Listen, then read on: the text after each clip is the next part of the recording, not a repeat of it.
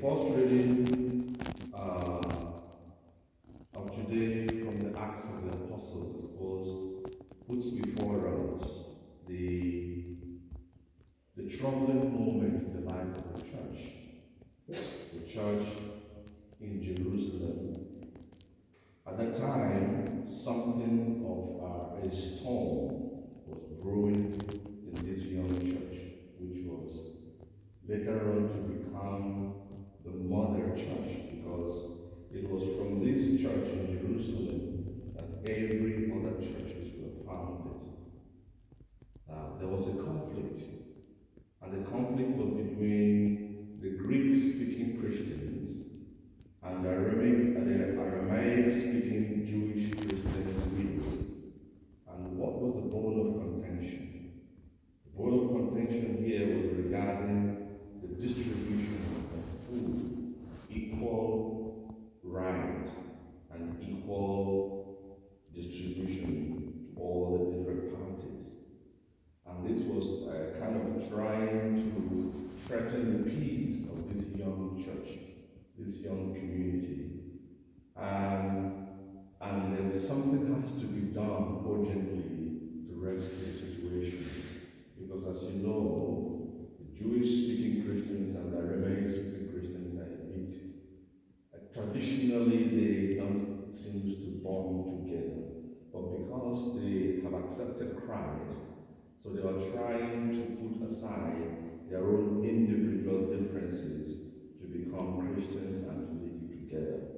So to resolve this conflict, the apostles had to draw other members into this ministry of providing for all the widows and all the vulnerable people in the church.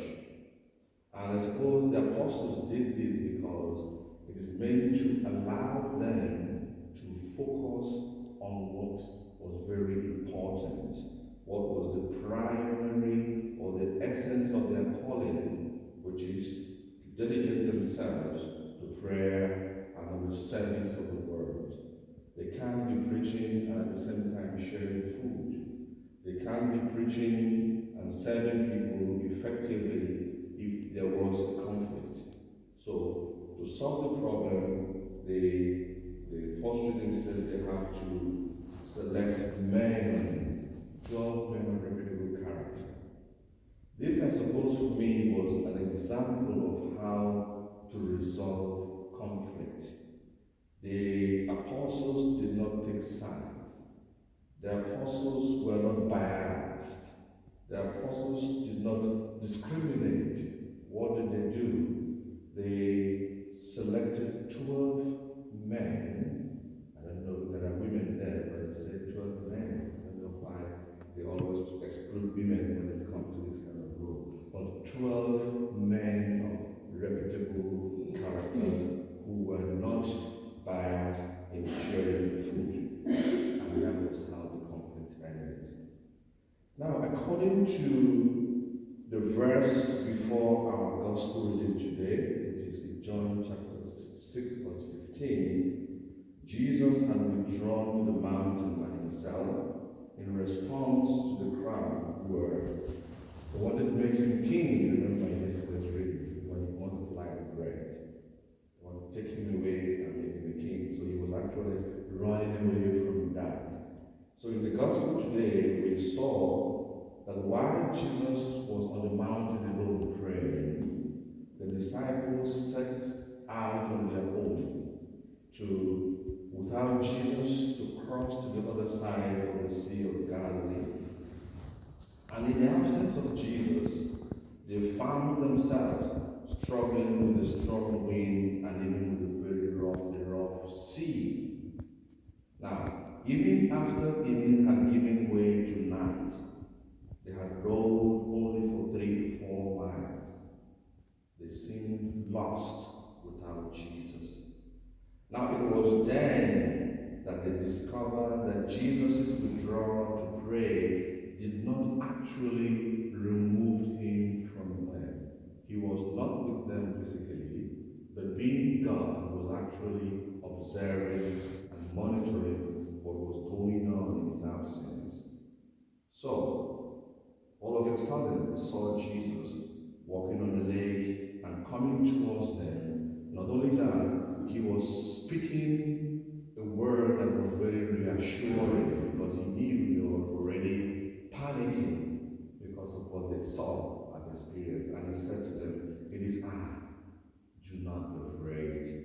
Because already if you see somebody walking towards you, if you're a fisherman, you presume this man must be a ghost. So the only thing to do is to try to assure them, "Do not be afraid, it is I." And immediately Jesus joined them. We're told they arrived at the destination. So the gospel reading today is actually assuring us that the Lord who lives forever to intercede for us is always coming towards us. In other words, if we are to reach our destination, we cannot do that on our own. We actually need the help of the Lord.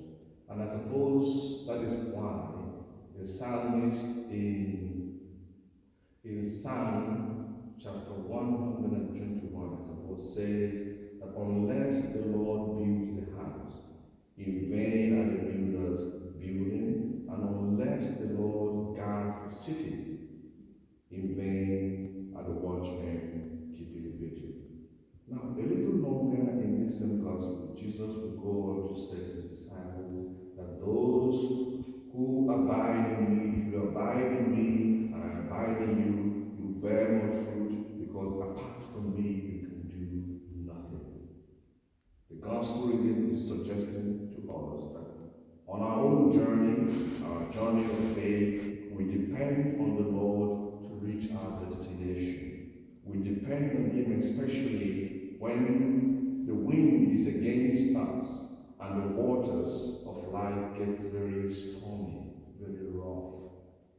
Today's gospel reading assures us that the Lord comes to us in those difficult and threatening moments. The risen Lord will always bring us through the storms of life if we turn to him. That is the only condition. He will always help us if we come to him. We don't presume that he knows. He is there, he watches. He will come to us if and if only we make ourselves available. We avail ourselves of his help. And in the words of today's psalmist, he says that his love will be upon us